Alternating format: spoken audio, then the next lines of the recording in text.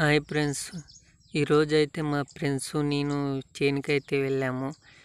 అక్కడ అడవికైతే వెళ్ళాము. చింతపలకాయలు కాల్చుదాం రా అనిండ్రు.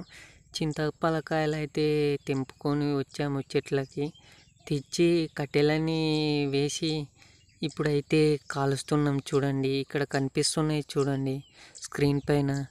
చింతపలకాయలు అయితే కాలుస్తున్నాము. మా ఫ్రెండ్స్ మేము కాలుస్తే ఎంతో మంచిగా ఉంటాయి.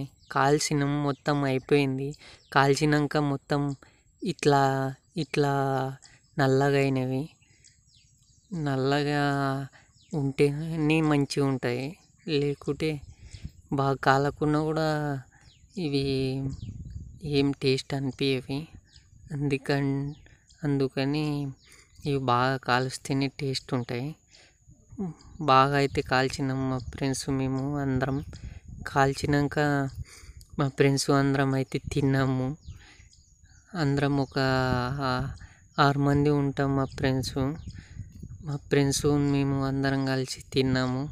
ఇక్కడ కనిపిస్తుంది చూడు కుప్ప, అందరం తిని పడేసిన కుప్ప అది. మేమందరం తిని పడేసిన కుప్ప అది. 6 మంది కలిసి తిని పడేసిన కుప్ప అది.